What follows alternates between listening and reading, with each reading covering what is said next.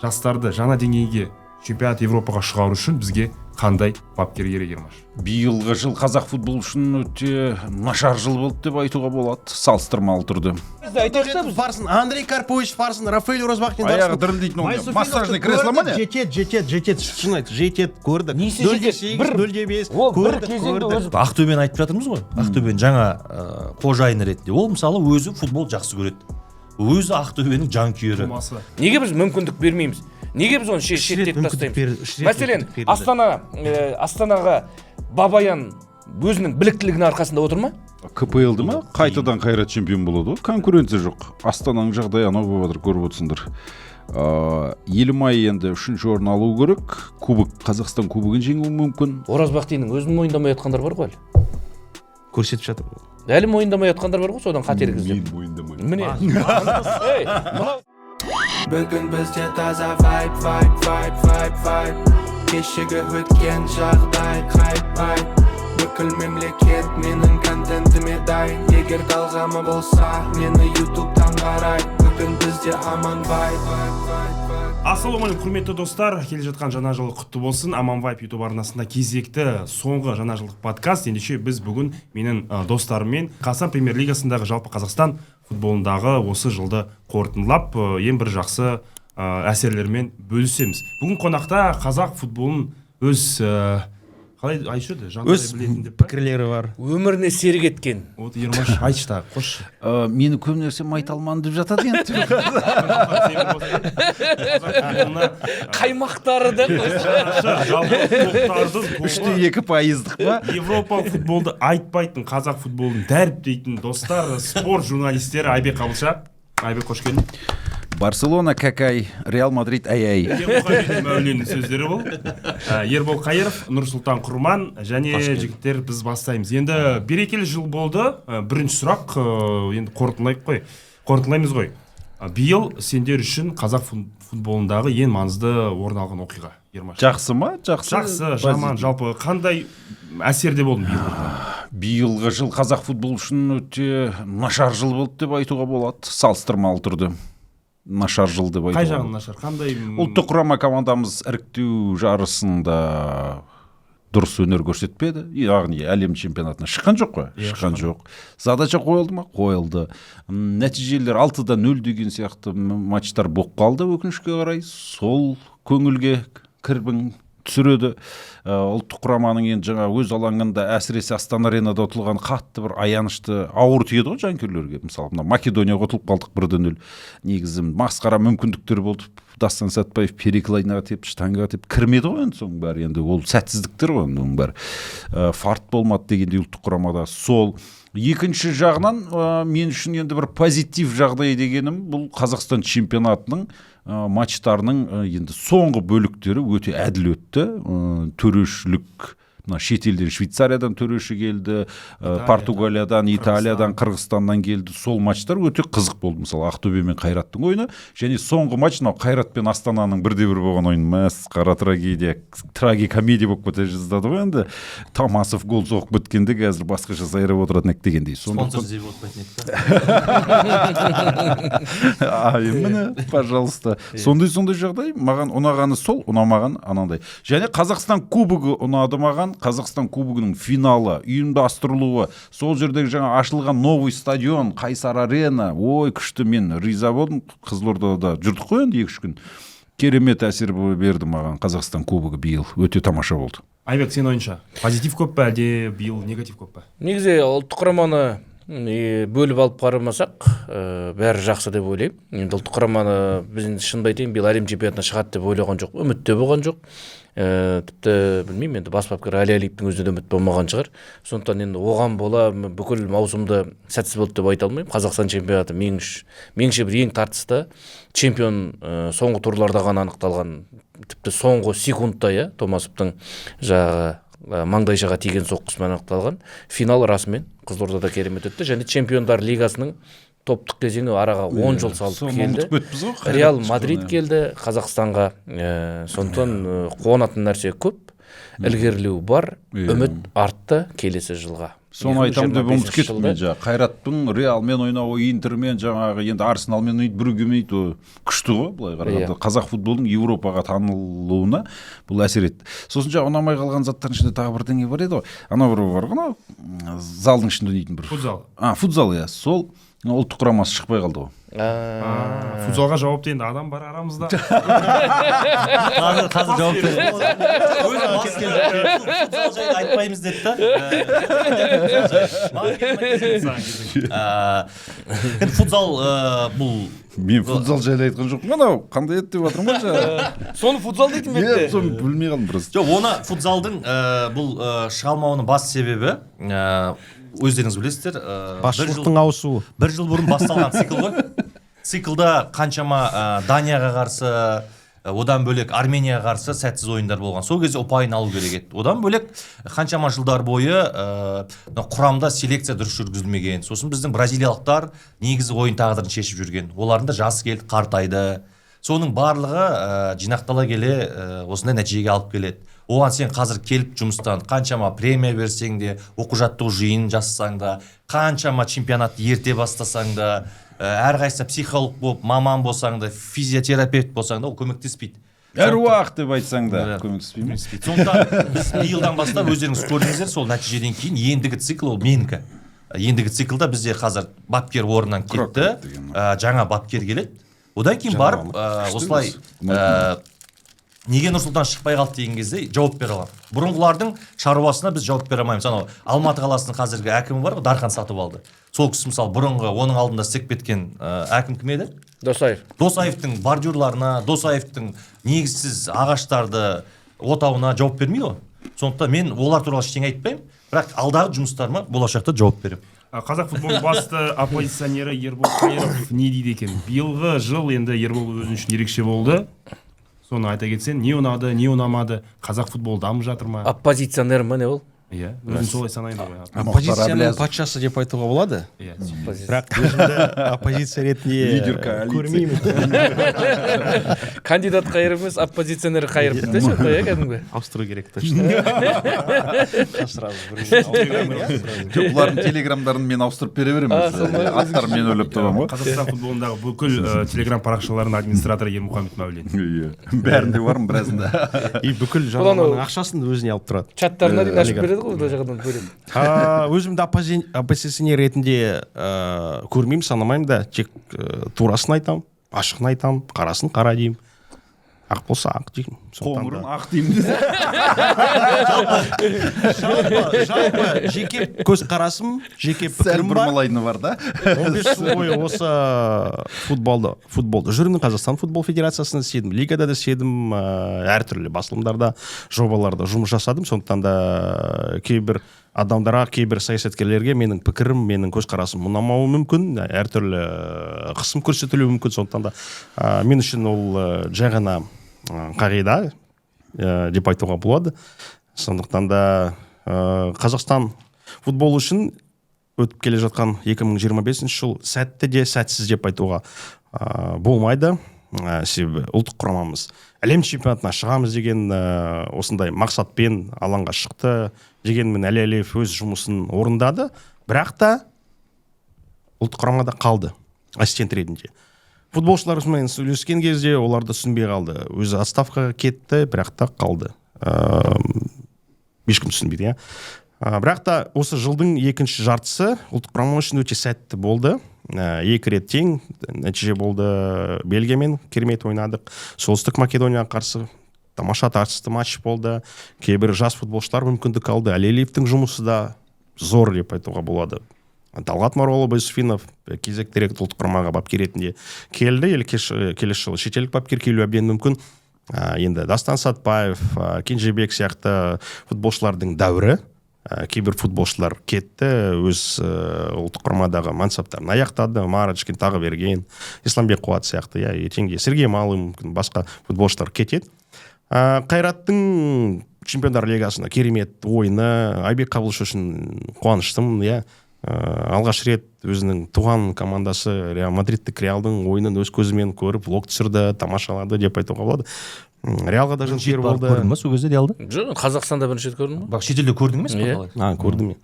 болды осы. Енді ұлттық құраманың Мен темасын үшін жауып тастайықшы. мен үшін Мен айтпаймын ба сонда? Жоқ, Бірақ мен позитив негативтерді айтуым керек қой. айтыңыз. Мына сұраққа жауап бердім ғой Ермаш. бұл футзал ғана айтты ғой, үлкен Иә, футбол жайлы үлкен айтқан футбол айтқан жоқ. Мен үшін бірінші биылғы ең қуанышты сәт ол Дастан Сатпаев. Білмеймін, сондай бір жарық жұлдыздың пайда болып, анандай халықтың сүйіктісі ғой. Мысалы, бізде өнерде Мейрамбек Беспаевтың бір кемшіншісі болып қалса, Қайрат Нұртастың бір кемшіншісі болып қалса, халық кеше салады да оны. Ең бастысы оның талантына бас иет. Мен үшін Дастан Сатпаевта да мысалы кейде әрине тырнақ астына кіргізуге болады. Сондай азаматтар да бар шығар, бірақ Дастанның мынау биылғы қазақ футболын алып келген бір жаңалығы өзі ғой енді жаңалық. Және ол қаншама жас балалардың, сәбилердің, бүлдіршіндердің футболға бет бұруына, академияға жазылуына, үйірмеге баруына, сондай-ақ бізде де осындай жастар келе жатқанын көрсетті. Болашақта осы жігіттер, Дастандар ұлттық құраманы алға сүйрейтініне біз сене бастадық өзінің ойынымен. Және сәйкесінше ол Қайраттың да Чемпиондар лигасында өнер көрсетуі, ұлттық құраманың бұл маған бір позитив. Екінші позитиві біздің U17, U19 жасөспірімдер құрамасының негізгі раундтан элиталық раундқа өтуі. Қандай өлім топтарына шықты ғой. Тобында Нидерланд, Хорватия бар. Соларды осы бірінші орынмен шығып отырды. Бұл да бір жақсы қуанатын сәт. Демек, осы жастар ертең де ересек болғаннан кейін элиталық раундтарда жалпы Европа чемпионатында, әлем чемпионатында ойнай алады деген көрсетеді. Қорқпайды да ең бастысы. Қазір психологиялық межеден өтті. Бұл екінші және тағы бір позитив, биыл қазақ футболына назарын салғандардың саны артты. Стадионға келушілердің, ютубта трансляцияны Казспорттан тамашалаушылардың рейтинг долян қарап отырмыз ғой, келгендердің азаматтардың футболды талқылау артты. Оны біздің әріптестеріміздің арасынан да көруге болады. Подкасттар көбейіп кетті. Демек, футболға деген қызық. Жалпы футбол туралы сөйлемеген адамның өзі Threadsте болсын, Facebookта болсын, бір посттар арнап жатты ғой, Темірланға болсын, Тастанға болсын, Құрамаға болсын. Бұл жақсы. MacBook'ты қайтар деген ба? Осындай бір нелер айтты ғой. Сосын, мысалы, Қызылордадағы стадионның ашылуы позитив. Алматыдағы Талғардағы анау академия сияқтылардың ашылып жатуы. Ертең Тараздағы іргетасы қаланды. Сондай өте бір жақсы позитивтер бар, жақсы демеушілердің келуі мысалы. Ал негатив емес, ол әттең деген сол ұлттық құрама ғой, балалардың жігіттердің мен сөзіне қосылам. Қарап тұрсаң бәрі дұрыс сияқты. Бірақ енді тапсырма балаларды, мынау жастарды ойнату ғой енді. Жастар осы жыл өтті, анау бізді кішігірім қынжылтып тұрған ол не ғой? Қынжылтып тұрған. Көршіміздің әлем чемпионатына шығуы ғой. Шығып кетіп еді, біздікілер неге шықпай қалды дегенде, әйтпесе барлық дүние жасалды олар. Жолдас кездесуінде өтті, оқу-жаттығу жиындарында өтті, балалар ойнады, бапкер ауысты. Демек, ештен кеш жақсы дейді, алдағы циклда балалар өзін көрсетеді деген ойдамын. Кішкене әттеген ай болса. Жігіттер, енді өте маңызды тақырып. Бұл қазақ клубтарының жекешелендіруі. Бұл сен үшін Ермаш позитив әлде негатив? Әрине позитив өте дұрыс нәрсе. Бұл баяғыдан бері айтып келе жатқан жағдай. Қасым-Жомарт Кемелов Тоқаевтың өзі айтты ғой жолдауында, бұл бизнеске бермей футбол дамайды. Ол әлемдік тәжірибе көрсеткендей осылай дамиды деп тура сөзбе-сөз осылай айтты. Енді сол жерде Марат Омаров, президент федерации, осы айтқан 7 шілде күні шыққан сұхбатында, Казспорт арнасына берген сұхбатында, біз алдағы уақытта үш клубты, орысша ма, қазақша ма, түсінбей қалдым. Бердім, по-моему. Мүмкін емессің. Менде есімде жоқ. Мән бермедім, мен мағынасына ғана мән бердім де. Сонда ол айтады, Атырау, Ақтөбе және Астана футбол клубтарынан бастаймыз, осы үш клуб жеке меншікке өтеді дейді. Ең бірінші болып. Үшеуі өткен жоқ. Қайта керісінше Қызылжар, Шахтер, Қайсар, Жеңіс 4 клуб өтті да. Енді соны біз қазір дабырағып, өтті міне күшті деп атырмыз ғой енді. Ол дұрыс нәрсе. Бірақ сөйтсем, Қайсар командасы әлі Исламғали Қозбақовтың қол астына өтпеген. Ол келесі жылғы бюджетке ақша шығармай әлі белгісіз. Және Қайсар футбол клубының 500 миллион теңге дәл қазір 500 миллионнан астам деп естідім. Қарызы бар екен. Және сонымен қоймайды, Дубайға бара жатыр, оқу-жаттығу жиындарына дейді. Ол команда қарыз, клуб белжесінен батып жатыр, Дубайға бара жатыр дегендей ойлар келеді. Сосын ол 100% жекеменшікке өтпеген. Енді қараңыз, Сергей Кан деген кісі Қызылжар түгел сатып алған сияқты болып сендерге елестеп тұр ғой. Ана самдер ол да сатып алмаған. 1,7 миллиард теңге Госзакуп сайтында солтүстік қазақстан облысының әкімдігі тендер беріп отыр, мына ақша түседі Қызылжар футбол клубына. Ол 1,7 миллиард теңге әкімдік беріп отыратын болса, оны ешкім сатып алмаған деген сөз ғой демек. Ол сөйтсем 25% бюджетін ғана шығарады екен Сергей Камырза. Одан кейін келесі жылы 50%, 75%, сосын 4-ші жылы 100% өзім алам деген сөз ғой енді. Енді сол обещать не значит жениться дейді ғой. Иә, сол жылдан кейін точно беремін 100%. енді сондай жоспары бар деген сөз да. Бірақ енді соны сөйтіп айтпайсыңдар ма? Осындай жоспарлы түрде 3 жылдың ішінде осы кісінің қол астына өтеді деп. Мысалы да, былай қарасаңыз, кәсіпкер адам, бизнесмен адам, Астанада Жеңіс футбол клубын сатып алған, в принципе, нормаль нәрсе, есептесеңіз.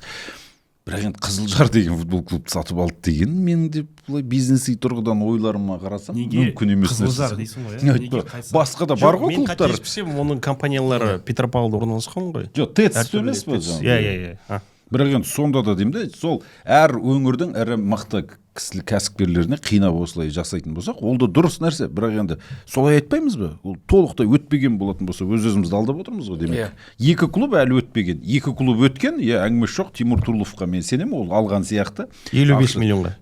Ақшасын салып алып, конференциясын өткізіп тастады өзі қатысуымен. Кеше сен бардың ғой. Сосын Ламтадзеге де сенемін, енді ол да қарсы бар. Оның үстіне Wycombe Wanderers деген Лондондың шетінде командасы бар. Футболда тәжірибесі бар. Тағы да алып отырады сонда. Олардың көбісінің ақшалары анау инфрақұрылымға кетпей ма? Жоқ, ФЦ-ға бөліну керек қой. Менің ойымша, мысалға, ФЦ-ға 400-500 миллион теңге әкімдік беріп отырса, мен қарсы емеспін. Дұрыс, ол кішкентай балалар ғой, как-никак. Профессиональный бизнесмен адамға қазір қиын да ол. Демек, сен ойын толық жекешелендіру болу үшін мемлекеттен мүлдем 1 тиын ақша алмау керек. Иә, сол сөйтіп айтылады. Дәл қазір балалар футболына ғана мемлекеттен 1 тиын алмаса ешкім ала қоймайтын шығар. Өйткені қаншама қарызы бар. Ол қарыздардың өзін кеше Қайсардікін өзін мемлекеттің есебінен жабылады. Артаев өзіміз жабамыз деді, акимат жабады. Сөйтіп айтып отыр. Сондықтан енді Исламғалидің алдына қойған негізгі мақсат, негізі Қызылордада академия салу. Оның құрылысын қазір бастап, жерін белгілеп те қойды, стадионның әрірек жүрсеңіз, бір 500 метрдей. Аэропорттың жанында негізі. Жоқ, аэропорт деген айдалада ғой. Стадионнан өткеннен кейін төрге қарай академияның орны бәрі саналады. Сосын базасын Қайсардың бұрын енді жалға алып келе жатыр еді ғой базаны. Соны қайтадан салып беру болса жазға дейін салып бітірем деп отыр. Сондықтан осы бір жағынан бір пайда бар. Енді мен Қызылордада жүрген соң кішкентай бір тырнақтай бір жақсылық көріп соған қуанып отырмын. Әлбетте енді бірақ жаңағыдай Ламтадзе, Тимур Турлов секілді кәсіпкерлермен салыстырғанда енді аздау болады шығар. Бірақ енді тәуелсіз Қазақстан тарихында салынған санаулы стадиондардың бірін соғып отқаннан кейін сол жерге өзі әрбір кірпішін жауапкершілікпен қалады деп ойлаймын да. Қайсарда стадион соғып болмай тұрып сол Исламғалиға өткізетіні белгілі болды ғой. Ал енді егер басқа біреу соғып өткенде мүмкін сол Түркістандағы Тұранның стадионы секілді келер жылы дренаж істемей, суы неғып қайтадан 1 жыл болмай күрделі жөндеуге жабылып қалып жататын еді. Бұл жерде енді барлық жауапкершілікпен салынды. Енді жекешелендіруге жаңағыдай өтті деп бәлкім ақпарат тұршы етінде айтқан секілді. Көп жауапкершілік жоқ қой, әріптестер, кейбір әріптестер сөйтіп келіп, мысалы кешегі Астана BI Group деп ұра береді ғой, мысалы. Ондай емес қой, сол сияқты біреулер басқаша қабылдайды да оны. Инсайттар ғой енді ол. Соны инсайтты кейбіреулер шынайы ақпарат ретінде қабылдап қалатындар бар ғой. Казинформға шықса, ол шынайы ақпарат деген сөз да. Қара, Ермаш, сенің жаңа өзінің монологын деп те айтуға болады ғой. Айбекке берген сұхбатында Астана футбол клубын міндетті түрде сақтап алып қалу керек деп айттың. Тіпті президентке дейін бару керек, сақтап қалу керек, чемпиондар лигасын алғаш шыққан клуб демек айттың. Қазір осы жекешелендіру процесі Астанада өте қиын болып жатыр. Астанада көп қарыз бар. Астана әлбетте желтоқсан айында 1-ші УТС-ін бастайтын. Тіпті футболшылар білмей жатыр не істеп, фитнесте жүр. Астана туралы бір ақпараттар бар ма? Жалпы Астана қашан өтеді, қалай өтеді? Мүмкін Ербол екеуінің біреуінде. Негізі ақпарат бар. Кеше Телеграм арнаңда ақпарат бердің ғой. Егер де 3-4 футболшыны Еуропаға жіберсе, мысалы, одан пайда алған ақшаға оп-оңай 1-2 жыл өмір сүруге болады. Бірақ та басқа идеям бар. Осы басшылықта отырған бір адамның осы қаншама жыл бойы тапқан ақшаның бір бөлігін Астана футбол клубының пайдасына жұмсағанда тағы да 1-2 жыл өмір сүруге болатын сияқты. Жекешелеу Астана футбол клубы оған көмектесті ғой. Бүкіл жағдайын жасады. берді. Ақша тапты, премия, сыйақы, жалақы алып тұрды, шапкалар да болды, иә. Бірақ та қазір неге көмектеспейді? Бірақ Ермаш қараш, мына тұрғыда мен мысалы жеке кәсіпкер болып келем, мен Астана футбол клубын алуға дайынмын, бірақ сен басшысың, сен маған оны толығымен бермейсің. Онда мен не үшін алуым керек ол клубты? Мүмкін мәселе сода шығар. Ол білмеймін енді, ол қалай толығымен бере алмайды, оның құзыреттілігінде жоқ қой. Мысалға, жаңа Қызылжар командасында осындай әңгіме болды ғой. Николай Борисұлы Панин мырзаны алып тастап, орнына Алишер Абсалямовты қойды. Сол кезде де осындай мәселе болды, Панинді жұмыстан шығаруға болмайды екен. Ол қалу тиіс. Оның да әкімдікте таныстары Қарыздарын бар. жабу керек. Иә, ол да қарыз жасады өтіріктен өтірік жаңағы сот процесстеріне байланысты енді. Сондықтан ол да осындай бір нәрсе. Енді Астана футбол клубын сатып алатын адам болатын болса, инвестор болса, ол мен мынаның ішінде жүрген футболистерді, қызметкерлерін бәрін ауыстырамын десе, ол өзінің правасы ғой. Өзі біледі, конечно. Бұл жерде ше ол кәсіпкерге байланысты ғой. Кім кәсіпкер, мысалы Ақтөбені айтып жатырмыз ғой. Ақтөбенің жаңа қожайыны ретінде. Ол мысалы өзі футбол жақсы көреді. Өзі Ақтөбенің жанкүйері. Тумасы Ақтөбеге өзі де ұсынып жатыр. Мынандай алайық, былай жасайық деген сияқты. Анау Стойловпен мысалы сөйлесуге адамдар жіберіп жатыр да, мысалы ше. Енді келсін келмесін, жалпы ниеті ғой. Ақша құяды, біледі да. Сондай Астананы жақсы көретін, Астананы ұнататын бір кәсіпкер болса, жақсы болмайды. Бар ғой енді, Саид Қамижанов бар ғой. Неге өзі алмайды онда? Өз махаббатын дәлелдемей ме? Алмайды тұруды. Дәлелдеу керек қой енді. Астананың Еврокубоктегі ойындарын аренада випкада отырып көрген біраз випкада отырады постоянно, әр матч, отбасымен келіп тамашалаған үлкен бір текстер жазып тұратын енді. Жоқ, бұл жерде ол адам сол кәсіпкерге, олигархқа дейміз ғой, анау бай азаматтарға байланысты. Егер шын мәнінде жақсы көрсе, ертең мысалы ана ордабасына Сейтжанов мырзаға мысалы деп. Өйткені Сейтжанов мырза өзі сол Шымкенттің тумасы, егер алатын болса, өзі футболға мысалы әуесқой футболда мысалы командалар болған, иә, стандарт деген сияқты. Сондай бір жағдайлар болу керек та, өз қаласының патриоты. Өз мысалы анау кім Қайсар мысалы, ол кісіні енді қазір халық итермелеп жатыр, бейт сөйтті, ол істеп жатыр. Қазір бұрын қарызын жапса да қазір ақшасын бөліп, ана жаққа жіберді, мына жаққа жіберді. Мысалы Елімай бар, Нао ашып қойды да, ол мысалы ана клубты жақсы көргеннен ғой тарихы болған. Әйтпесе Астанаға қазір кім келеді мысалы? Кім сен қинап қоясың? Ламтадзе жалпы Каспийге оған ұсыныс болған. Ол бірақ негізі академияны Астанада салам деді. Астанада салатын болғаннан кейін ол айтты, жоқ мен жеңіске барам деді. Егер ол жалпы академияны Каспийде салғанда, ол Каспийді сатып алатын еді ол. Жеңісті сатып алып тұр ғой енді. Көмектесіп өткен академия осында салады. Басқа кім бар Астанаға беретін? Бұл жерде мәселе сол клубты өзіне ғашық ете білген клуб болмай тұр ғой, бір кәсіпкерді мысалы. Кезінде жұмыс істеу керек. Кезінде негізі Турлов алу керек еді. Не істеп қалды ғой дейме? Жоқ, Астанада қиын деді ғой ол шаруалар. Сол үшін Қарағандыға кетіп қалды. Астанада жалпы клубты жекешелендіру, академия салуға жер алу проблема деді. Сол үшін қызыл неге кетіп қалды? Қарыздары жабу проблема. Қарағандыға кетіп қалды. Астанада жер проблемасы бар. Миллиардтаған қарыздар бар. Ал жалпы жекешелендіру ол дұрыс, бір жақсы. Өйткені бізде қазір заң бар ғой, лимит. Мынау легионерлерге мемлекет есебінен ақша төлеу деген сияқты. Болмайды. Мысалы біздің футзалға да ол кәдімгідей әсерін етіп жатыр. Ол ертең футболға да әсер етеді. Көпшілік командаларында тек өзіміздің балалармен ойнайды да, деңгей түсу мүмкін. Бірақ бір жақсы жері өзіміздің балаларға ойын практикасы болады. Ол футзалда да сондай. Қайрат пен Семейден басқасын бәрі бірдей болып қалды ғой.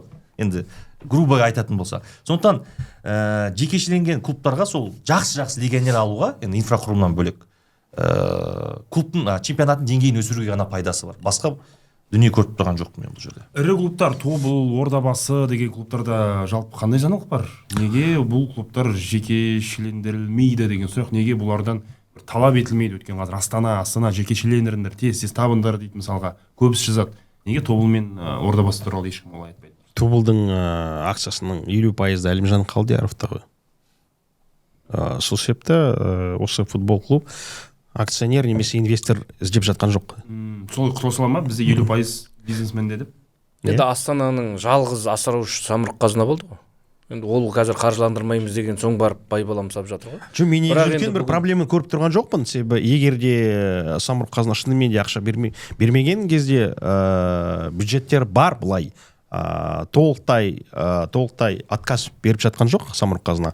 Және де келесі жылы қазақстандық футболшылармен өнер көрсетуі әбден мүмкін. Себебі клуб басшылығы әртүрлі футболшылармен сөйлеп жатыр. Ғалымжан Кенжебекке шықты, Ислам Чесноковқа шықты, көптеген Астана. Иә, сондықтан да егер Усман Камара, Марин Тамасов, басқа шетелдік футболшылар кеткен кезде қазақстандық футболшылар ойнау әбден мүмкін ғой. Әсіресе арендаға кетіп бара жатқан мысалы Арман Кеңесов, Әлихан Астанов сияқтылар Астанаға келіп, енді келесі жылы Астананың сапында ойнау әбден мүмкін. Сөйтіп толықтай 90-80% қазақстандық футболшылар болады. Ордабасы жайлы Ермаш, сен не ойлайсың жаңа маусымда? Ордабасы тамыр. Не айтпақшы? Сүлеймен жанында жүр ғой, Сүлеймен бәрін айтатын жүр Ордабасы. Шымкентке барды енді командада бұл әкім осы 2-3 күн бұрын брифинг болды осында СЦК-да. Ғабит Сыздықбеков сол жерде былай деп айтты. Осы 2026 жылдың күзіне дейін осы клубты жекеменшікке беру мәселесімен әкімдік айналысады. Келіссөздер басталады деген секілді. Соның ішінде тағы бір сайтқа бір ақпарат шықты.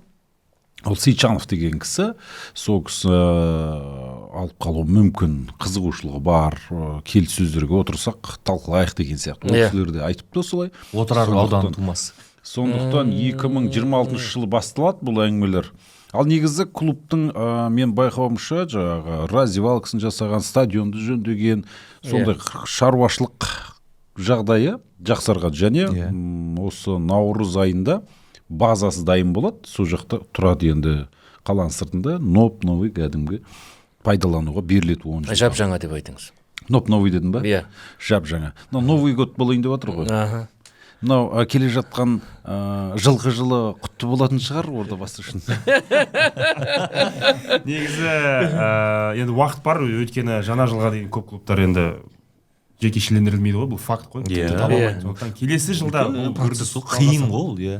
Бірақ тапсырма негізі басында берілген кезде жаңа жылға дейін өтіңдер деген. Жоқ, енді ол жерде алдында келісім шартқа отырып қойған қаншама ойыншылар бар ғой, бірнеше жылға отырып қойған бар.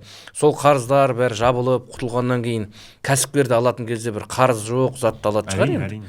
Бұрынғы қарызды өздеріңіз жабыңыздар, бұрын сайлаған адамдар, сіздер тағайындаған адамдар жұмыс жасады, соны тазалатып беріңіздер деген шығар. Барлық жерде солай деп ойлаймын. Мен де кәсіпкер болсам, мәселен, 500 миллион қарызы бар команданы не деп боламын мен? Идея олай да бар. Мысалы, Сергей Кан мен солтүстік Қазақстан облысының әкімшілікпен сөйлескен кезде осындай бір ұсыныс болды. Ол осы клубты толықтай қарыздарсыз алады екен. Иә. Сөйтіп 1-2 жылдың ішінде полностью өзіне алады 100%. Енді жағы 1,7 миллиард бөлінсе соның 700 миллионын мен жабат шығар қарызды. 200 миллион төлейді ғой енді. Басқа да қарыздары бар мысалы. Өзі 1 миллиард берсе, 1 миллиард қалса. 1 миллиард Канның ақшасы болады ғой енді өзінің де. Жетпейді ғой 1 миллиард. Мен ақпаратым бойынша ол 1 миллиард теңге 2 миллионнан жоғары бере алмайды ғой мемлекет. Мысалға қазір мысалы Никита Губаревтің жалақысы 3 миллион дейік, айтайықшы мысалы. Оның екеуін мемлекет береді де 1 миллионы және Канның берген 1 миллиардтан алынады. Сөйтіп бұл жерде жалпы сол клубтың өзінің тікелей қазір кім бастығы, директоры? Әлішер Абсалямов. Сол Әлішер Абсалямовты шақырып алып. Панин кетті ма, кетпеді ме? Сол айтса біз мына жерде әртүрлі болжамдар айта береміз. Панин кетпейді. Клубтың қарызы жабылғанға дейін Панин кетірмейді. Кредитін жаппай ол жаба ма деген сұрақ қой. Ол өмір бойы жаппай отыра береді шығар. Енді меніңше апелляция беретін сияқты. Мүмкін. Апелляция не үшін беріледі? Уақытты созу үшін. Иә, сол ғой енді. Енді тағы бір маңызды оқиғалардың бірі бұл маусым ортасында жаңағы Нұрсұлтан Сенбар атқарушы комитеттің Қазақстан премьер-лигасын 16 клубқа дейін ұзарту деген шешімі. Көбейту. Қалай қабылдандар? Иә, көбейту. 14 команда болды, 16 команда болды, Ермаш.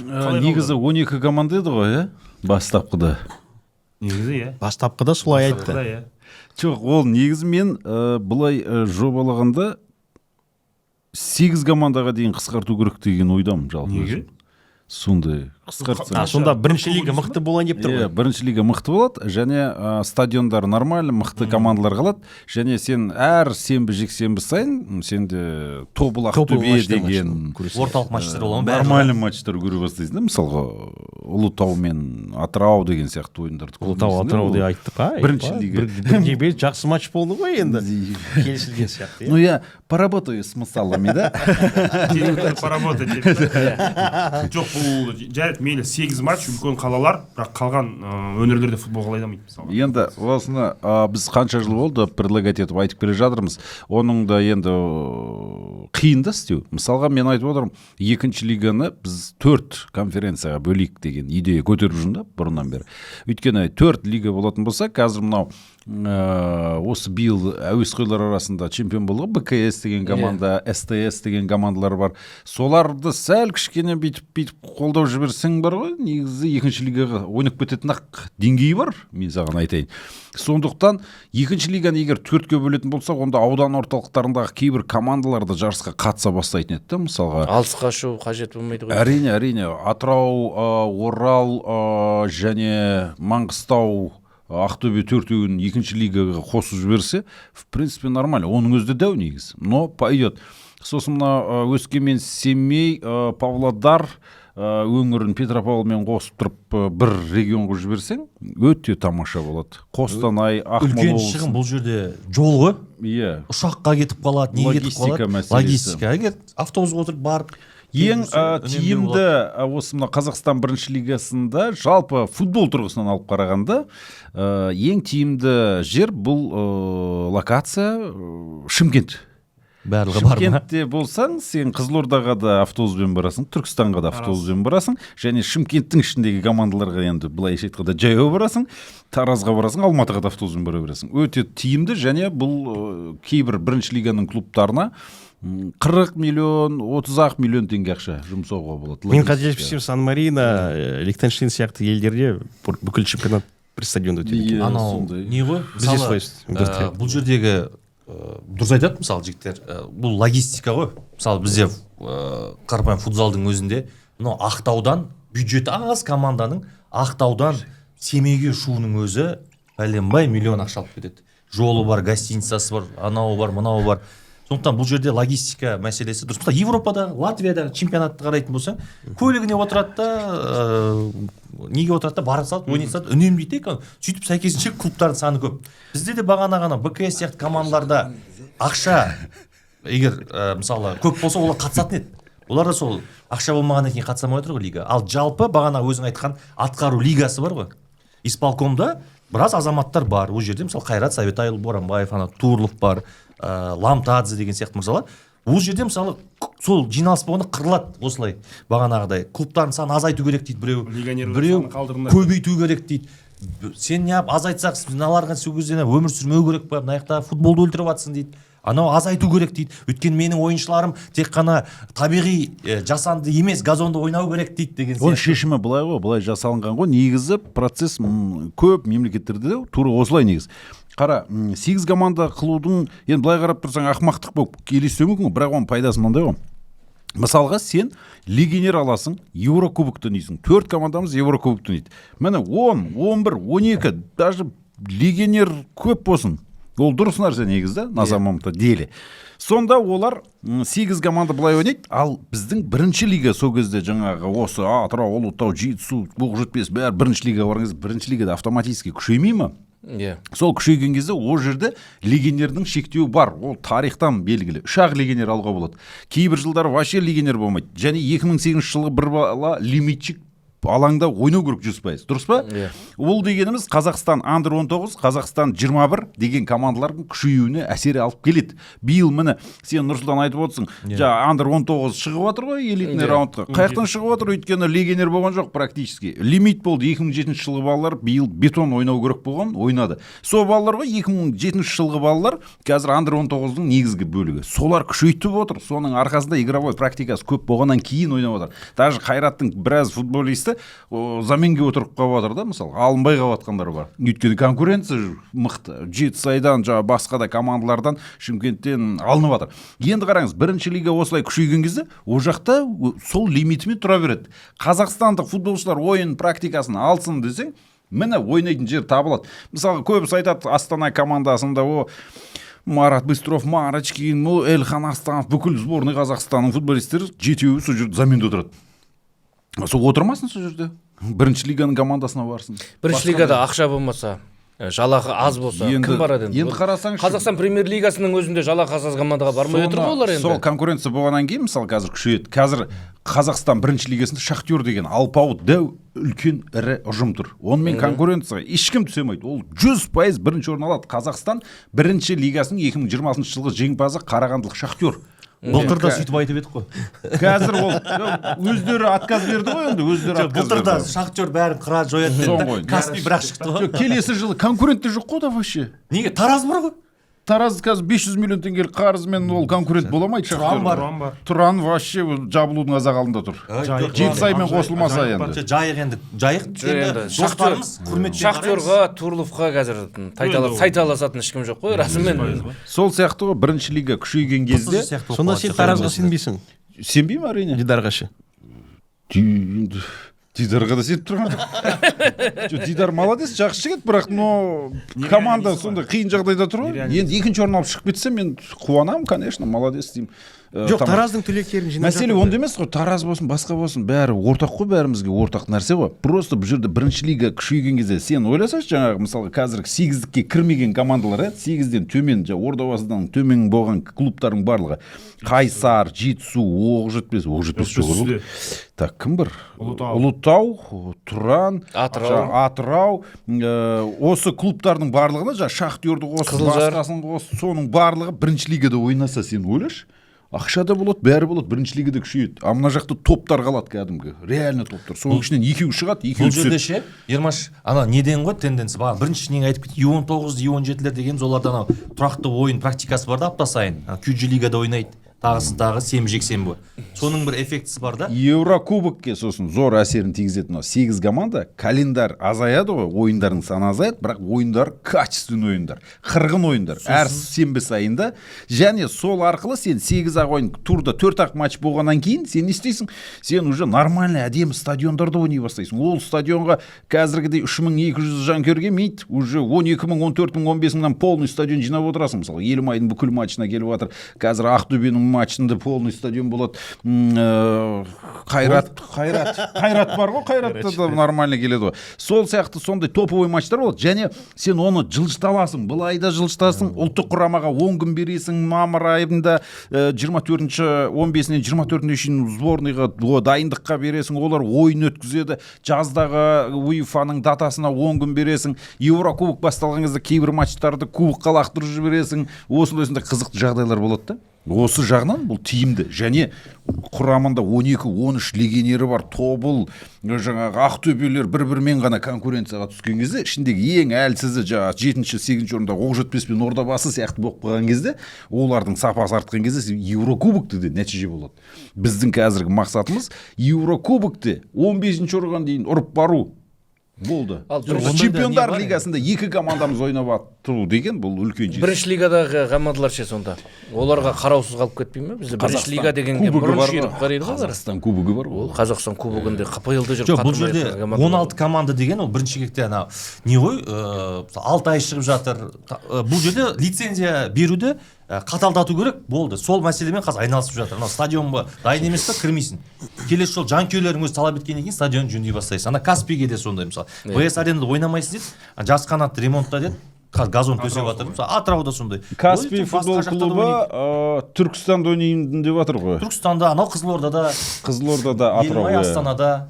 Астанада. Қаталдатпаса, ол болмайды. Қазір Павлодарлық ертіс қайда ойнайды деген алғашқы матчта. Астанада ойнайтын шығар. Жоқ, енді Астана занят қой, 3 команда тұр ғой. Жеңіс, Астана, Елімай. Қостанай бар емес пе? Қостанайға Қызылжар ше. Қызылжар да Қостанайда. Қостанайда андай ғой, 1 сәуірге дейін ғана рұқсат. Қостанайдың Қызылжар деген командасы бар емес пе? Сол манежде нейді. Қалай прикол. 1 сәуірге дейін ғана рұқсат қой. Сол лимит бойынша. 1 сәуірде сен солтүстікте Петропавлда келген ғой подкастына. Ақтөбеде Тобыл деген команда бар ғой деген. Жер қатты болады ғой.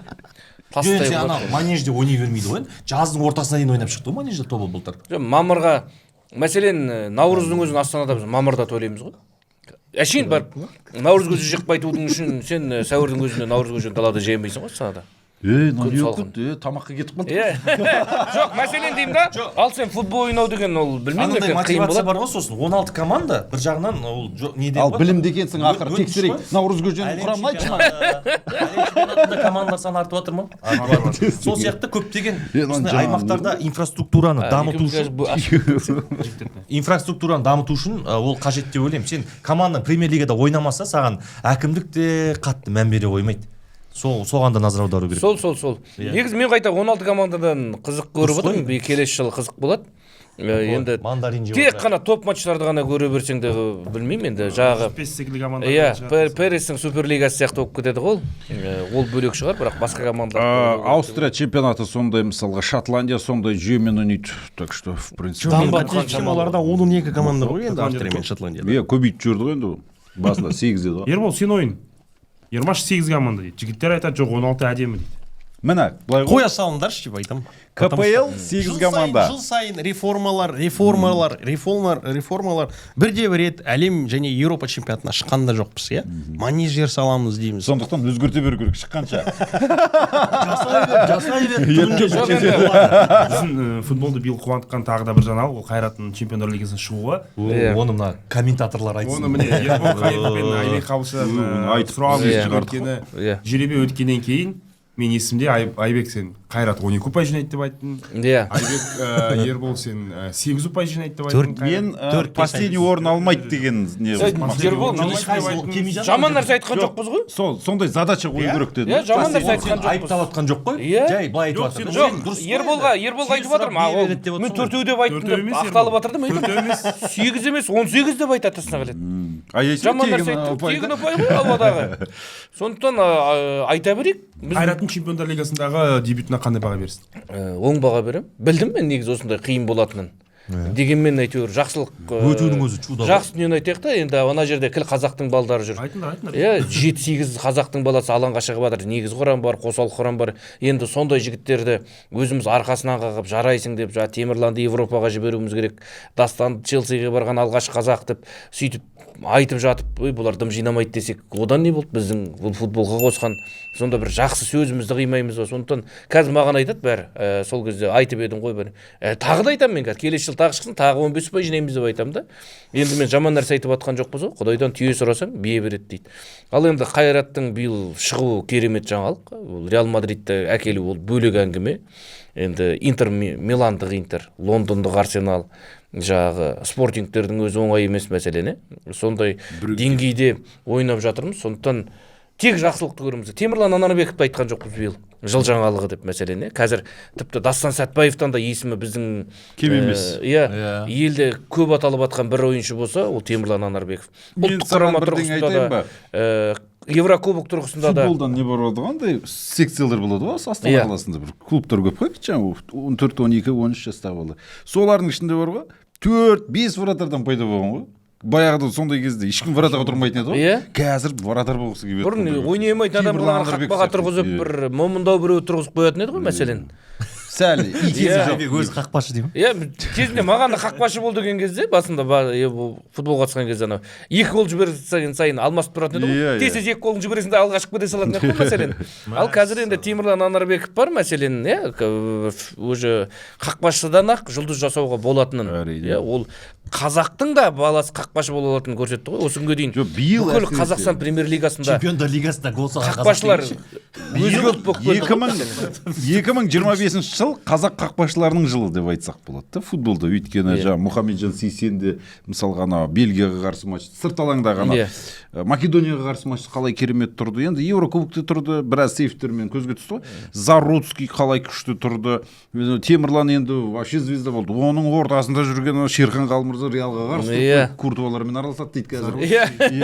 Заруцкий, Салайдин, сосын бүкіл 20 төлеп берген жаңадан шыққан. Бұсырманов та жақсы тұрды негізі былай. Осымен тоқтайсың. 7 вратар тұр ғой, мұнан қарасай 7 вратар. Оның ішінде мен айтып отқаным жаңағы қазақтың балдары ше. Мәселен, бұрын бір қазақтың баласы қақпада тұра алмайтындай көретін еді ғой. Үнемі. Астанада әлі сол сияқты ғой. Ұлттық құрама тарихында биыл ғой 3 қақпашы бірден алынған. Үшеуі қазақ. Мәселен, сондықтан ғалымжан кенжебекті де айтуға болады иә жыл открытиясы деген үшкол сияқты. соқты ұлттық құрамада ербол ғалымжан кенжебек жоқ жоқ ғалымжан мен үшін ол открытие емес негізі оны 24-те көрдік Станислав Черчесов алаңға шығарды ғой биыл жарқырады ғой ғалымжан кенжебекті Биыл жарқыраған командасына 2 гол салды ғой Қайтадан жарқырады. Еуропаға кетті оған дейін Еуропада ойнады Кипрде қаншама гол салды ассист жасады сондықтан да мен үшін ол открытие деп айтуға болмайды. жоқ кенжебектің ерекшелігі ол Қазақстан премьер-лигасында бір карьерасын аяқтаймын осы жерден ақша табамын деп келген жоқ та қайтадан Европаға кету үшін бір қадам артқа шегеріп 2 қадам жылжимын деген мақсатпен келгені көрініп тұр да сондықтан психологиялық тұрғыда жанындағылар дұрыс қолдау көрсетті сосын иә өте бір жалпы бұл жерде Қайраттың енді негізі құрамын бәрі көріп біліп жүр ғой. Бұл жерде жақсы не Қайраттың академиясы бар ойнап жатқан Чемпиондар лигасындағы. Солар үшін де жақсы сынақта, мысалы олар арнайы бір жарыстарға барып ойнап жүретін еді. Қазір Чемпиондар лигасы топ командалармен ойнайды. Кешегі Мадридтік Реалмен қалай ойнап шықты Алматыдағы стадионда. Ертең Арсеналмен ойнайды мысалы. Интермен болды ғой ойнамайды да. Иә, бітірді. Интермен Қайраттың ойынын көрдім ғой Италияда болған кезде ше. Молодежка ма? Иә, андер 19. Сөйтсем ана Интердің андер 19 командасында легионерлер ойнайды екен ғой. Соны бар ғой. Ойлаш. Кеше Саидович жиналыс айтып отыр да, мен пауықпен ойнап жатырмын. Киприоттар емес дейді. Кәм дәу қара жігіттер дейді ойнап жатқан. Біз де сөйтіп өзіміздің академияларымызға легионерлер алайық дейді да, лимит керек емес дейді да. Мен де ертең Чемпиондар лигасында Юшкада Жаңа ішінде жаңағыдай Конате, Сулеймани деген сияқты футболисттер енді итальянец емес бір жағынан жақсы ғой Интерде ойнайды да уже. неде де анау жоқ бизнес бүкіл команда Мадрид Реалда Сегундада жүреді ғой. Конечно, уже 20 миллионға сатады. Соны мен ана ойынды көріп Кастилия отырып, Реал Кастилияда жүретін. мынау андер 19-ын Интердің Қайратпен ойнайды жасалу керек деймін да. Қайраттың основнойымен. Иә. Сонда деңгейі бірдей. Қайрат Интердің андер 19-мен Қайраттың кәдімгі дәу командасы бар ғой. Сол екеуін ойнатсаң, аналар дәу ғой. Бірде-бір бола ма? Бірде-бір. Не деген дәу анау. Былай қаппалдан кетті. Салды ғой. Масқара кәдімгі. Ол жаңа Тұяқбаев пен анау Бекболат деген бір переклайна тепті Исмаил Бекболат деген. Сол екеуі мықты ойнады сол ойын. Сосын ана кім? Шабуылшы Рамазан Бағдат. Жоқ, бұдан келеді. Биркурманов бар ғой. Сол 100% момент еді, соны ұратын жер ұрамай қалды да. Бізде сондай тәжірибеден өткен балаларға болашақта жақсы болады. Сол күшті болды. Ал былай Қайраттың былай жеңілетінін бір-екі ұшпай ақ қалады деген ой болды, бірақ негізінен Астана ойнады ғой Динамо Загребпен. Динамо Загребтің кішкентай балаларымен осы Астананың кішкентай балалары ше баяғына Кабананга Твумасилер. Прокопенко кәдімгі Чемпиондар лигасында ойнады ғой Астана. Шыққан жылы ше. Сол кезде болды ғой. Динамо Загреб болған жоқ қой өзі. Болды бір Динамо Загреб. Ол Европа лигасында болды ғой. Бұл квалификация емес. Короче, солар жастар ойнаған кезде Станислав Басманов, Прокопенко солар ойнады ғой. Кәрімов те ойнады. Иә, солар ойнаған кезде. Сол кезде де көрінетін де деңгей. 23-те. Жоқ деймін. Жоқ, меніңше 2017-18-де ойнады ғой. Мен бір қуанатыным ана Қайраттың несін көріп отырасың ғой, U19 сол Чемпиондар лигасында. Қорықпай ойнайды да, пас беріп, тики-така жасап қалды арасында, шабуылға барып, қорғанса жатпайды кәдімгі тең ойын болып жатыр. Жай шейін бір микро мүмкіндіктерден гол кіргізіп алады, бірақ соңғы 2 ойын ұтты ғой. Олимпиакос ұтқан тең ойнады, Олимпиакос жеңді. Олимпиакос жақсы. Әдемі да. 2-0 қылып жіберді. Пас футбол ойнайды да кәдімгі футбол. Қорқып. Уже деңгей деген сөз уже. Сөйтіп тағы бір 2 клубтарымыз ойнатып алсақ. Интерден ұтылғанға ұялмау керек енді. Интерден бүкіл әлем ұтылады ғой негізі. Реалмен Реалмен қалай екінші тайм пенальти сала алмай қалды мысалы. Тұяқбаев солар беді ол. Келесі жылы Қайрат Чемпиондар лигасына шыға ма? Әлде шыға алады. Егер де құрамдарын күшейтсе, топтық кезеңге ма? Ақшалары бар ғой, жағдайларын жасады. Енді Астананың деңгейінде кезінде ойнаған футболшыларды айлуға болады ғой Еуропада. Сақтап қалу үшін сен ойынша жақсы легионерлер керек. Әрине. Мощный бір екі шапыр. Бірақ та байқадың ба? Қазір ана Яко академияның түлектері алаңға шығып жатыр. Қазір. Оксанин ба? Оксанин деген. Киктан алған ба кешегі? Жақсы ойыншы негізі. Штрафнойдан гол салып жүр ғой. Сондай футболистерді алу керек та. Жалпы анау Қайрат келесі Чемпиондар лигасындағы ақшамызды академия салуға жұмсаймыз деді. Бірақ қазір 15 шақты демеушіміз бар деді ғой. Сол ақшаға алатын шығар енді футболшылар. Келесі жылы айтпесе осын сақтап қалу керек қой. Чемпиондар лигасы тәбет. Бірақ та топты кезеңде қиын болады ау, себебі федерацияда, лигада тәбет жол жиегінде келеді деген Ербол Қайыровтың мақалы. Жоқ, чемпионатты неліктен қазанның соңында бітіреміз. негізі қараша айында матчтарымыз бар бұл ұлттық Созу құрамада керек пе? ойнайды, созу керек, манежер бар, 16 команда Қызылорданың стадионы бар. Созылатын тағы бір екі Келесі лига қосылатын шығар. Тим созу керек десе чемпион. Бір клуб үшін деші басқалар бәрі акиматтарға ол не ғой? жоқ августте бастау керек чемпионатты. Онсыз да созылады ғой. Жоқ, сосын Тамызда айлық ше. ойыншыларға қосымшадан клубтарға қаражат ғой, содан кейін. Жоқ, бір жағынан футболшыларға ертерек демалуға бір мүмкіндік болды ғой қазір. екінші жағынан қазір олар қарашада аяқталғанда, ұпайлығы тырысамыз. олар қарашада аяқталғанда, алдында қарашада аяқталатын кезде барлығы желтоқсанда енді демалып болсы қазір Жоқ, бұл келесі алып проблема сборға кіріп кететін еді. Қазір олар демалып келіп, ол жақта өздерімен өздері жолдастық кездесу ойнап, турнирдерге қатысып жүр. Мысалы да кезіндегі чемпиондар лигасында мысалы дәл осындай біздікі болды ғой. Спартак Мәскеу мен Киевтік Динамоларды ойнады ғой осындайда. Оларда да сол кеш бітіп сондай болып жатты ғой. Ерте бітіп деген сияқты. Олар сондай уақыттарда жолдастық бірақ кездесулер қазір алып шығады әлем чемпионатынан кейін Ресей ауыстырды ғой формат. ауыстырып тастады. Мысалға Европаға негізде, правда, Европа ойнамайды. Бірақ ол үшін стадиондар лайық оған.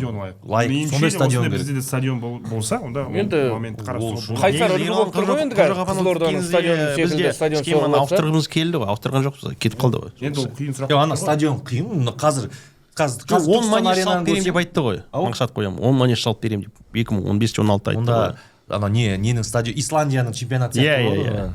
Енді келесі жылға басты интрига, басты білмеймін қазір назарда тұрған сұрақтардың бірі, бізде қазір енді келісетін шығарсыңдар, ұлттық құрамада алтын поколение дейді ғой, золотое поколение. Меніңше қазір өте көп бізде лидері бар, шабуыл шебін қарасаңдар күшті ойыншылар бар, қорғаныста қақпашылар, орталық қорғаушылармен Опорник жоқ қой бізде. сондай бір енді бір моменттер бар, бірақ бұл жастарды жаңа деңгейге чемпионат Европаға шығару үшін бізге қандай бапкер керек, Ермаш? Ұлттық құрамаға ма? Иә.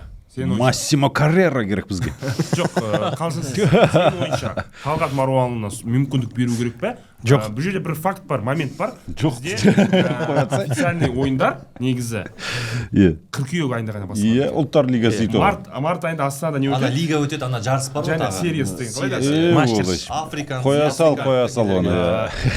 Ербол, Ермаш, Айбек, Нұрсұлтан. Жоқ, Қазақстан келесі құрамасы жылы қандай ұлттық құраманың бас бапкері болып Талғат Марұлы Байсуфинов қала берген дұрыс. Ақыры матчтарда жоқ, дайындық жүргізеді. Ақшасы да, жалақысы да аз. Отандық өнім оны пайдалану керек деген бар ғой. Сол сияқты. Отандық өнімді қолдайық дейсің. Қолдайық. Сондықтан Талғат Марұлы Байсуфинов қалсын дегенге мен Бірақ федерация менімен сөйлесіп жатқан жоқ деп айтты ғой сұхбатында. иә сөйтіп айтыпты. Жоқ, енді оларды түсінуге болады. Бір жағынан өткені қазір енді мынандай поколенияды Талғат Маруалы Байсуфинов өзінің жаңағы праймына шығара ала ма деген сұрақ. Жоқ, енді әлі уақыт бар ғой. Келесі жылы Жоқ, енді көктемге мен дейін. сұрақ қойып отырмын. Ербол шығара алмайды дейді. Неге? Шығара алмайды. Неге? Ол ұзын дистанцияда жұмыс істемеген маман ғой енді. Кризис менеджер ғой. Кризис менеджер уақытша келеді, уақытша результат береді, нәтиже береді, сосын кетіп қалады. Сен үшін легионер керек онда. Легионер керек, иә, біздің менталитетті білетін, мүмкін тілді түсінетін бапкер керек. Оны Еуропадан негізі табуға болады ғой. Жас бапкер ме әлде? Жас бапкер негізі. Михал Пробеж деген сияқты ма? Мүмкін. Оны әлсіз бапкер деп айтуға болмайды. Мен саған айтайыншы. Жоқ, менде мынандай бір дүние бар да. Бізде жас мамандар шақырғысы келеді ғой. Көпшілігі Қазақстанға неліктен келуге қорқады. Бізде сенім жоқтан 3-4 жылға қоюға ше, ана ұзақ өзінің жоспарын жүзеге асыруға ше. 3-4 ол ешқайда жоқ, еш жақта жоқ. Таби Алонсо Реалға келді. Уже кетейін деп жатыр. Жоқ, біз енді Реал Мадрид емеспіз ғой Қазақстан. Бізде қысым көрсетеміз ғой. Бізде давление көп. Пабликерге шығарамыз, тредке шығарамыз, жазамыз, подкасттар Өзбекстан өзін айтамын да, Капазын алып тастады да, Канаварада қойды мысалға. Былай қарасаң дұрыс емес сияқты. Былай қарасаң енді адамгершілік. Капазы өзінің ішкі чемпионатында бір клубқа барып қой, иә? Жоқ, сол Канавараға ассистент қылып қоймай ма хотя бы деймін. Қалмаймын деді ғой. Өзі қалмайды дейді. Андай бір намыстанып кетті, қалмаймын деді. Али Алиев сияқты қалу керек еді. Айбек, сен ойын. Жоқ, мегенше біз неге Жайдарманда қазақ жүресің ғой. бапкерге келген кезде жоқ, бұның ұзақ дистанцияда істемеген, бұның әлі келмейді, шамасы келмейді. Ерболдың айтары бар. Сол үш рет келді ғой. Кенжебектің намысын оята алатын бір адам болса, Талғат Маруалы. Дастанды да жүгірте алады. Авторитет керек па? Бар. Мен ойымша Талғат Маруалыны алып қалайық. Ұлттар лигасында мүмкіндік берейік. Егер сол ертең осы қазір С лигасындамыз ғой.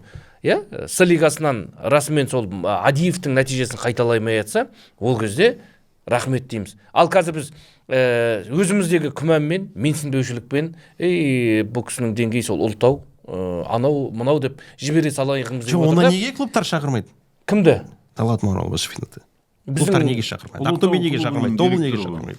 жоқ, клуб қайтесіз, ұлттық құрамада саған нәтиже көрсетіп тұр ғой. 83-ші орынға дейін апарған кім?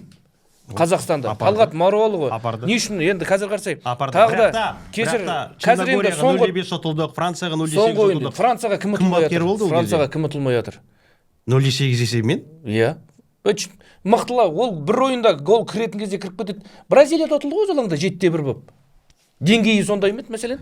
Ол ода тұрғандай емес, мәселен. Черногория барлық самолет Қырғызстан және ол басталып жатқан ойын. Қырғызстан құрама командасы. Қырғызстан не шешеді? Не, Адиев Әзербайжанда ұтылып қалды ғой. Әзербайжан мен Қырғызстан салыстыруға болмайды. Әзербайжан мықты, әлде Қырғызстанның қазір сен футболын көр, Азиядағы. Бірінші раунд аяқталды. Ербол, деңгейі бөлек болды ол кезде. Қазір мықты. Ербол, айтайын ба? Мықты деп айтуға болмайды. Жаңа жыл құтты болсын ағай. Ербол, айтайын ба? Талғат Маруалына біз қазір алып тастайтын болсақ, ешқандай да бұл жерде мен керек емес. мама пікірді айта алмаймын, бірақ сенің муробежің қазақ футболында ешқандай пробежді қолдап жатқан жоқпын, бірақ іздеуге болады ғой. Карьераңның да федерацияның ішінде селекционер тауып. Байсуфинов карьерада мың есе сараптама жасап, түсінікті. Нұрсұлтан қоса кетші осында. жоқ, бұл жерде жігіттердің барлық пікірлері өте орынды, бұны уақыт көрсетеді. Шетелдік маман дегенде оны қарастырылып жатқаны бар, оны атқарушы комитет емес, кәдімгі басшылық шешеді. Бұл жерде шетелдік мамандардың да болу керек дегені ол өміршең, өйткені бізге бір жаңа леп алып келу керек, ойын стилін жаңарту керек деген сияқты.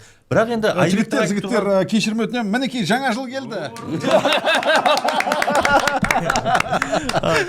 Айбектің айтып отқаны енді ол не ғой, патриотизм ғой. Бірақ мен бір түсінгенім, осы қанша неде жүрмін, ол бір намыспен ол алысқа бармайсың. 2026 жыл құтты болсын. Стратегия керек, алтын буын керек. Намыс, рух, ол әрине жақсы жағдай, бірақ та алтын буын дейсің, алтын буын дейтіндей бізде қазір қай бір алтын буын? Нұралы Әліпқана ғой шетелде бізде жүрген. Зайнутдинов Түркияға жарамай қайтып келді. Ресейде қатырып атқан шамалы. Самородовтың деңгейі жерлерді ұрып жіберші бір рет. жоқ, Самородовтың деңгейі алтын буын емес қой. ресейлік Ахмат болып тұр, мәселен. Алтын буын, бір мынаны буынды жоғалтып аламыз дейтін дым жоқ қой. Темірланның карьерасы енді басталып жатыр. Сәтбаевтың карьерасы енді басталып жатыр. Жастар енді қалыптасып келе жатыр. Енді неге дастан қазір осы бір жігіттердің басын Байсуфинов бастап көрмейді, пісіміласын? Неге біз мүмкіндік бермейміз? Неге біз оны шеттетіп тастаймыз? Мәселен, Астанаға Бабаян өзінің біліктілігінің арқасында отыр ма? Айтшы, Бабаян қанша провал жасады? Мынандай бюджетімен, мықты легионерлерімен Қазақстанда оны кезінде алып тастау керек еді. Соңғы минуттарда тепкен пенальтидің арқасында, қарсыластың ойыншын алаңына қуғанның арқасында жеңіп жатыр ғой. Жоқ, енді қара, Бабаян неге отыр? Ал неге Сораға Байсуфиновты апара алмай отыр дейсің ба? Біліктілігі жетпегеннен отыр ма? Одан емес, біздің Қазақстан футболдағы жағдайды сен бәрін білесің. Сондықтан оның Байсуфиновтың деңгейін Қазақстан премьер-лигасында Астана неге шақырмады деп онымен есептеуге болмайды. Біздің елде білікті мамандар бар, бірақ футболда команданың жетекшілері басқа нәрсе негізі мықты жас бапкерлер толып жатыр. Рафаэль Оразбақтың алып шығарды ма? Алып шығарды. Енді ол Оразбақтың бара ма қазір ұлттық құрамаға? Андрей Карпович мықты ма? Мықты. Оразбақтың өзін мойындамай жатқандар бар ғой әлі. Көрсетіп жатыр. Әлі мойындамай жатқандар бар ғой, содан қатерлік іздеп. Мен мойындамаймын. Міне. Өзінің болашағын бапкер ретінде көріп жатқан маман ғой енді. Мынау деп көрсетпей ақ қойын, бар ғой арамызда адамдар. Мәселен. Сондықтан біз өзіміздің мамандарды осылай менсінбейміз. Кезінде өзін кім деп санайды? Саясаткер ме, бапкер ме? Ербол, бір минут тыңдашы. Кезінде Темірлан секілді жігіттерді қақпаға қоймағанда осындай көзқарастар. Қазақ ойыншыларды кезінде ұлттық құрамада алаңда бір-ақ қазақ жүріп, бір қазақты екінші қазақ алмастыратын кездерде болды ғой. Ол кезде де осындай көзқарастар. Біз осы бір көзқарасты жоймай, қазақ футболын дамытамыз, әлем чемпионатына шығарамыз дегеніміз, сөйтсе Амангелді сөйткен айтады. Бәрі жалған. Көрейік ал енді Кападзені сынап отырмыз. Тура Өзбекстандағы дүниені біз қазір өзімізді айтып отырмыз. Көрсетті ғой кеше Бельгиямен қалай ойнайды. Бұл жерде ше, Кападзен Канавараның нәтижелері қалай қазір ойнап жатқан? Канавара өзінің бапкер ретінде ешқандай көрсеткен адам емес. Египет тұтты ғой. Басында бір-екі ойын ұтып қалды. Персидский кубок ұтып алды. Мен естіп жатырмын, ой, адамдар айтып жатыр ғой, Канавара дұрыс емес, ана мынау деп сынап жатқан сияқты. Әлем чемпионатын көрген маман ғой енді. Ойыншы ретінде. Алдында болған. Иә, екі мысалы ертең Тимур Кападзенің аяқтары дірілдесе ше. оған мықты бір консультант керек қой. жоқ сол ғой дірілдесе ше дейміз да біз. Иә. Дірілдесе дірілдесін ал. Байсуфиновтың тізесі дірілдесе дірілдеген кезде айтайық та біз. Барсын, Андрей Карпович барсын, Рафаэль Оразбахтин Аяғы дірілдейтін ол массажный кресло ма не? Жетет, шын айт, жетет, көрдік. Несі 0.8, 0.5, ол бір көрдік, кезеңді көрдік. өзі бастап аяғына Айбек мына сұраққа жауап берші. Мен осындай Фарер аралдарына отылдық, болды, жетет. мен бір сұрақ қоймайшы. Айбектен осындай. Айбек мен бір біраз сөйлесіп жүрген азаматтардың несі прототипі. Айбек мысалы қазір біз Талғат Маруанұлы жақсы көреміз. Көкеміз ретінде сыйлаймыз. Мына соңғы ойындарды жақсы нәтиже көрсетті дейміз. Ертең Құдай сақтасын. Бір маңызды 2-3 ойында солай 0-6, 3-0, 1-0 қылып жеңіліп қалса, халық жаппай алып тастаңдар мынау физрук деп бастайды ғой. Ол біздің менталитетімізде бар ондай. Сен қандай позицияда боласың? Мен осы позициямда болам. Кеше Черчесов мәселен әлем чемпионатында Ресейді ширек финалға дейін жеткізген маман келіп жұмыс жасады. Физрук дедік қой. Енді нәтижесіне байланысты айтасың. Жоқ, физрук деп айтылады ғой. Любой жерде нәтиже бермей жатқан. Хаби Алонсоның өзі Байермен бірге қазір Байердің тарихында болмаған чемпиондыққа келген маманды қазір Реалда 2 рет ұтылса, физрук деп айтады. Қалсын деп айтам. Мен қалсын деп айтам. Мен айтып отқаным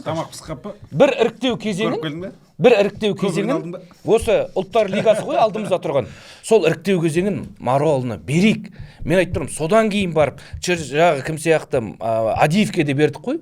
Мәселен Адиев осы ұлттық құраманың тізгініне келгенше бір нәтиже көрсетті ма? Бір нәтиже көрсетті ма? Жоқ. Нәтиже көрсеткен жоқ. Бірақ соның өзі егер тағы бергенмен Зайнутдинов травма алмағанда Словенияны ұтып Европа чемпионатына шығуы мүмкін еді ғой. Біз енді қазір Байсуфиновқа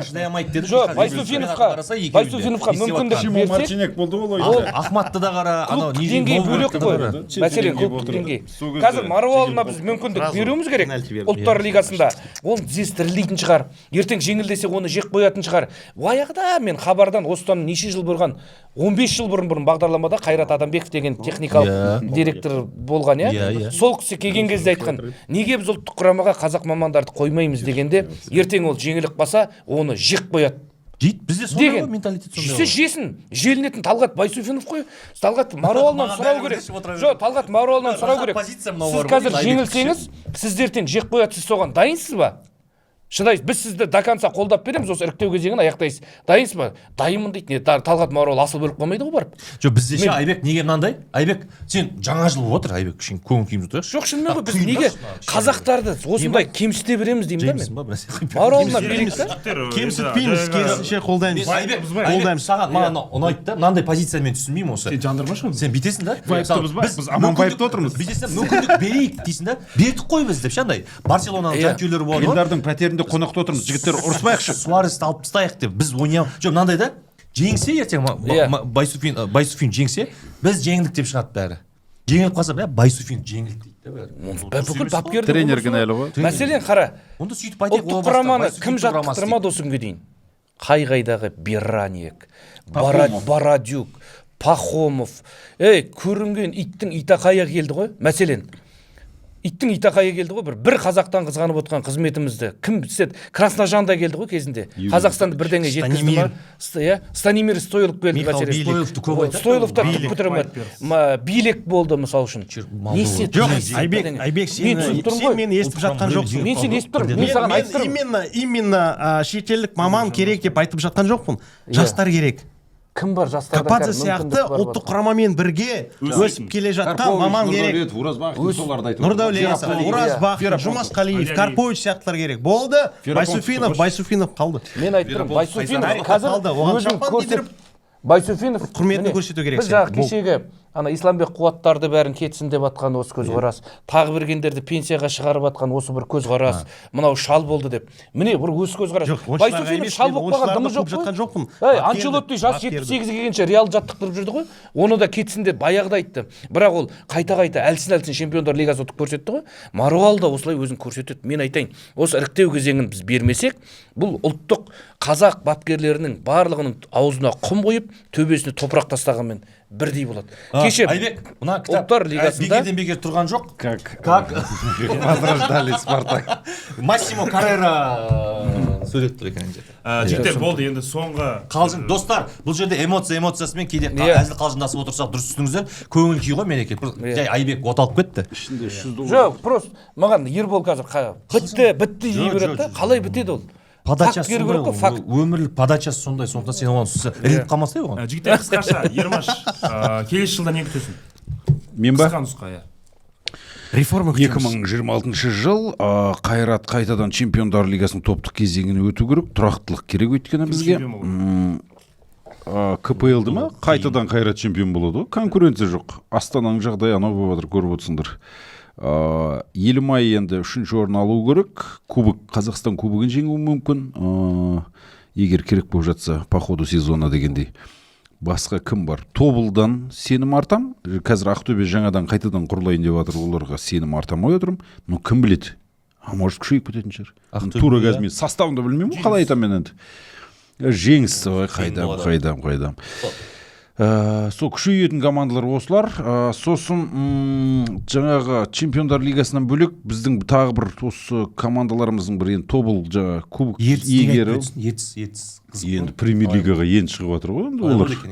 Сол алтылықтың ішінде болатын шығар деп ойлаймын енді. Максимум жаңағындай бір фавориттерден ұпай алып қоятын, бірақ тұрып алып ар жақта Каспийге ұтылып қала салатын сондай команда болып қалатын сияқты. Конференция лигасында командалар айтып отырсың. Иә, солардың біреуі де біразға баратын сияқты бір. Сода менің ойым жалпы екі командамыз Еврокубоктың топтық кезеңінде болады деген осындай тілек айтқым келіп отыр. Нұрсұлтан. Егер мынау Ақтөбеге дұрыс бағана қаржы көзі барып, дұрыс селекция жасаса, Ақтөбенің уақыты келді деп ойлаймын. Ақтөбе болса, ешкім ренжімейді деп ойлаймын. Қайратқа конкурент болатын ба? Иә.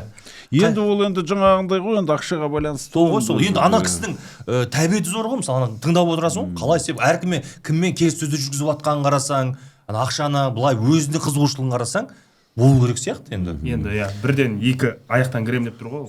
Сол чемпион болса, мен ешкім ренжімейді, керісінше бәрі қуанады деп ойлаймын. Ешкімге жанкүйер емеспін, бірақ та осындай бір қағида бар. Мықты чемпионат, мықты ұлттық құрама. Иә? Және де егер де шынымен де Ақтөбені Нұрлан Артықбаев ағамыз алса, иә, Станимир Стойлов сияқты мықты. Дейді уже. Танымайсыз ғой қойатса. Танысамыз ғой енді. Мықты бапкері келсе, украиналық мықты қорғаушылар келсе, қазақстандық мықты футболшылар келсе, Әлібек Қасым, Бағдат Қайыр сияқты футболшылар қалған кезде, иә, олар Қайрат сияқты чемпиондыққа таласады. Елімай бар, Тобыл бар, Ақтөбе бар, Қайрат бар. Ертең Астананың жағдайын көреміз.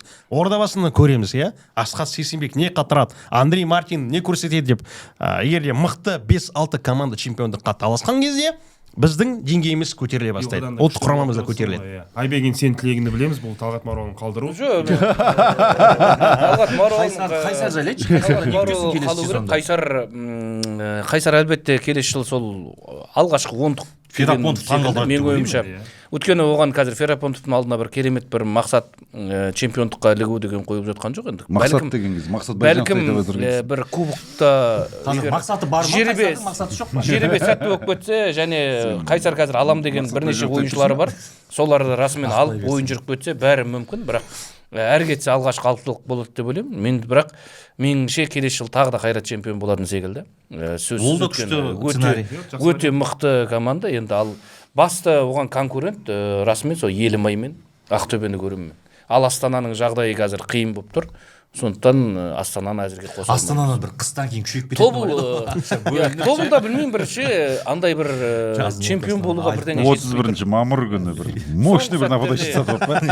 Албаниядан ба, бір жерден, Хорватиядан ба. Негізі Григорий Бабаян жайында дұрыс айттың, иә? Қалай айтамын? Келісем. Жоқ енді, жарайды, мен ол сөзіңді бөлмейді, бірақ келісем. Жаңағы Қазақстан чемпионатының келесі жылы қызық болады деп ойлаймын. 16 команда және Хоккей келді, бар.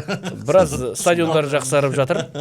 Қайсарда, Қызылорда аренада, енді Қайсар аренада кереметтей ойындар болады деп ойлаймын. Сондықтан Қайсарға әлбетте сәттілік тілейміз, жеңіс тілейміз. Барлық қазақ командасы Еврокубокқа шығып, 4 командамызда шығып жатса. Ал жігіттер тамақ пісіп қалды. Арман тілек бар. Иә, жігіттер көп рахмет. Барлық мақсатымыз бір ғой. Бұл қазақ футболының дамуы, барлықтарыңыз қазақ футболының жанашырларысыздар, құрметті көрермендер. Сіздерді де біз жаңа келіп жеткен жаңа жылдарыңызбен шын жүректен құттықтаймыз.